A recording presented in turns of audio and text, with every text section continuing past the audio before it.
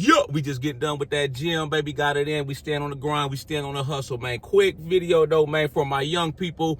That's teenagers, young adults in your early 20s, teens, man. These are some of the questions you need to be asking yourself, or these are some of the questions that you are navigating in your life right now. You know, we in 2025. I try to study what's going on around me in society, you know, look at trends, how the world's moving and stuff, man, what everybody is going through at different points in their life, man. And so these are some of the top things, though, for y'all, man. The first one, you know, that you should be trying to answer as quickly as possible, or that you may be navigating, is if you should stay with your parents or if you should move out on your own. You know, try to move out the nest. And this is my opinion on it, man. You know, this day and age, man, it's nothing wrong at all. You know, if you have to stay with your parents a little longer, even if you have to move back in with your parents, you know, you in your 20s or even in your 30s, man, it's nothing wrong with it. Don't let people talk negatively to you, man, talk bad about you, man, hate on you. Don't let people, if they not in your life, you know, paying your bills,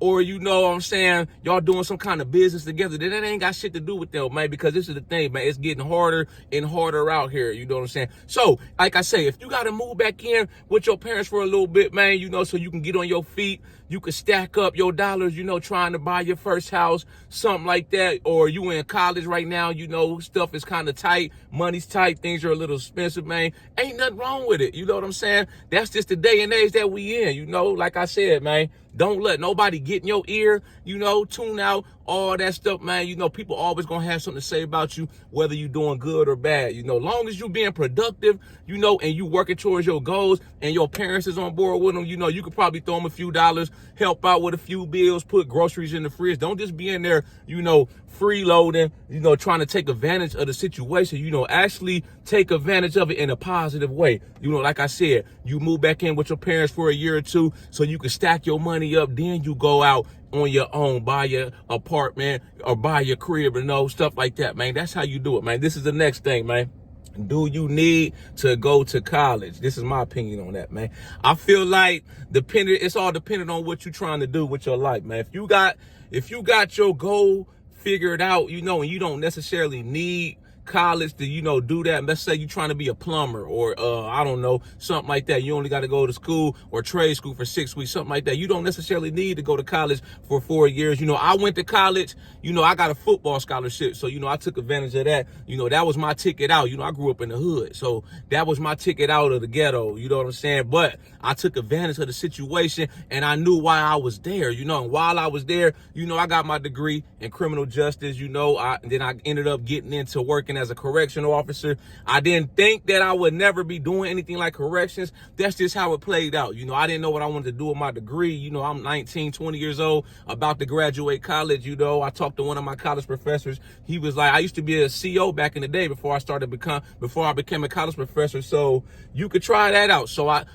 did it. I started at the county jail, you know, and I've been doing corrections since 2011. You know, it's been good for me for the most part. You know, those that have his moments, you know, yes, but the good to me far outweighs the bad. You know, that's why I've been making correctional officer videos, putting people on, man. I got people all around the country thanking me for, you know, making these videos talking about correction, shedding light on trying to help them get hired, telling them what's the hiring process like, what's the academy like, what's the pay like, stuff like that. You know what I'm saying? I'm just giving people a possible opportunity. But at the end of the day, you know, if you don't need college, if you got your mindset, you know, let's say you want to do what I did, be a correctional. You don't necessarily even need to go to college. You know what I'm saying? You could become a correctional officer at 18. And the way it's looking, man, a lot of these facilities, they have so much overtime available. You know, you may come in the door, your starting salary may be 50, 60,000, but it's so much overtime. You can make over 6 figures every year, you know, 18 years old. You know, you ain't even went to college. You ain't got no student loans, nothing like that. So you could be stacking.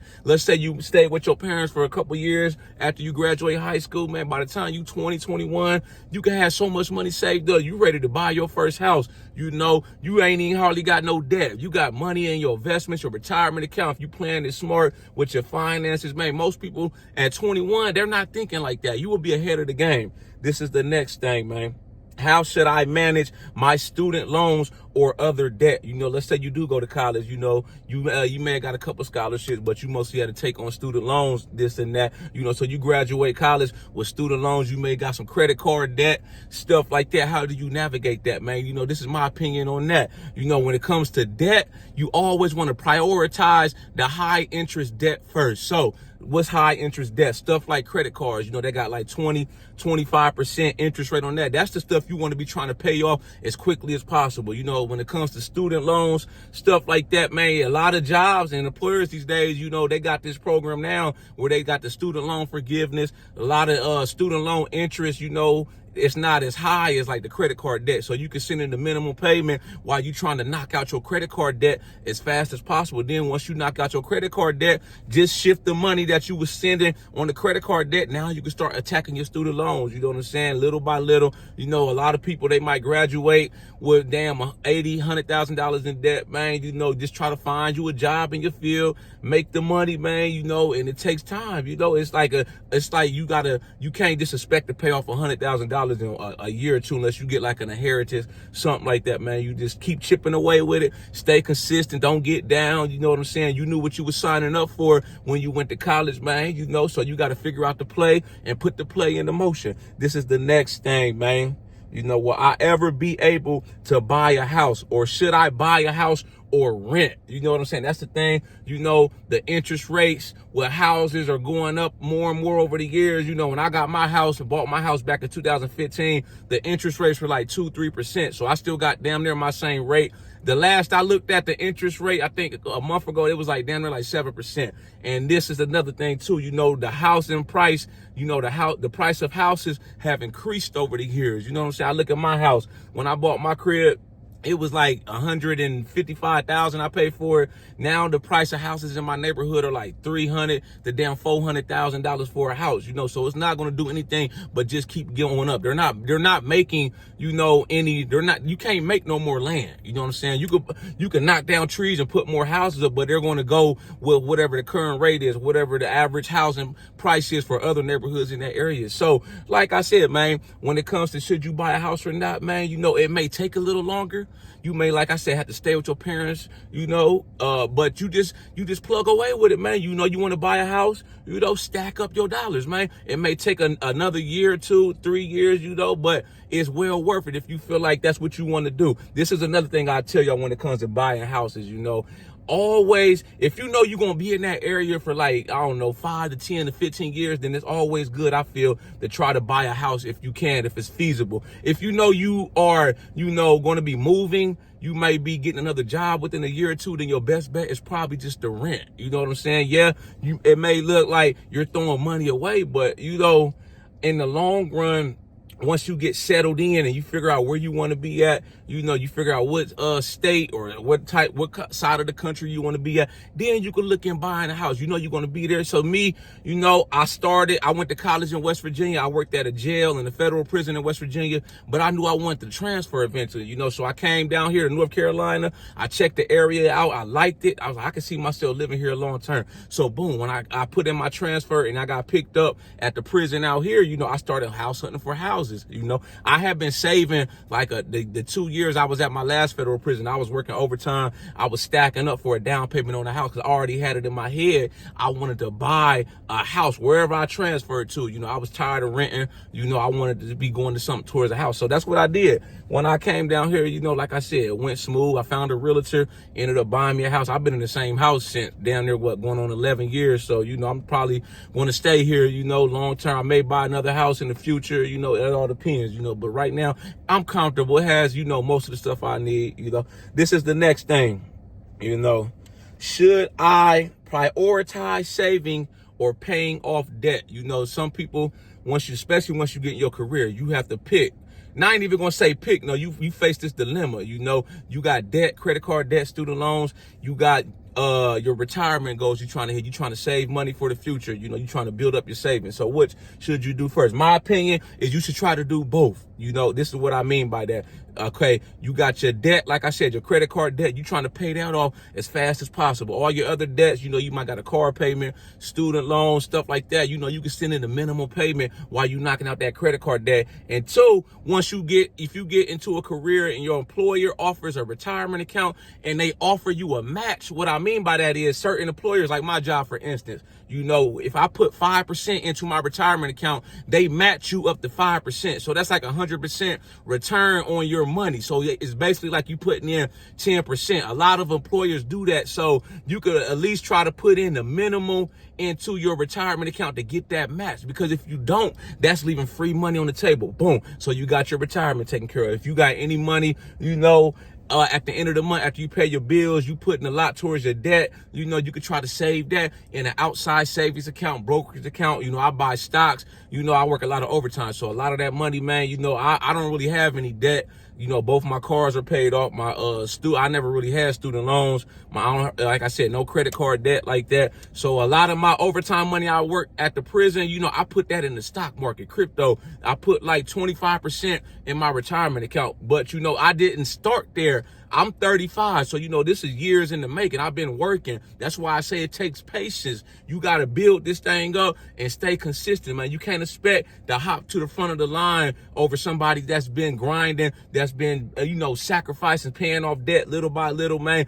Building up their finances little by little. It doesn't work like that. You know what I'm saying? You got to be patient. This is the next thing, man. Oh, yeah, one last tip, man.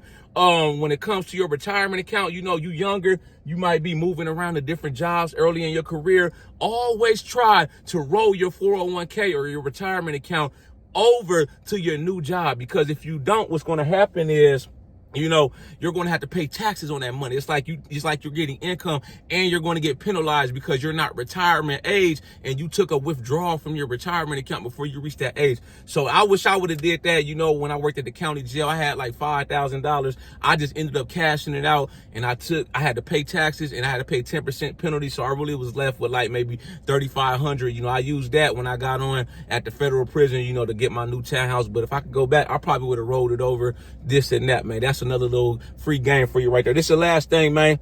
How do I build a good credit score, and should I avoid credit cards? You know what I'm saying? This is the thing, man. You need credit, right? You need credit because, look, once you try to get your first apartment, you go to the car lot to try to buy you a car so you can get reliable transportation. You trying to buy your first house, stuff like that. You have to have credit. They're going to run your credit report. They're going to see, are you credit worthy? Should they give you a loan for this house? Should they give you a car loan to get your first car so you can have reliable transportation, stuff like that?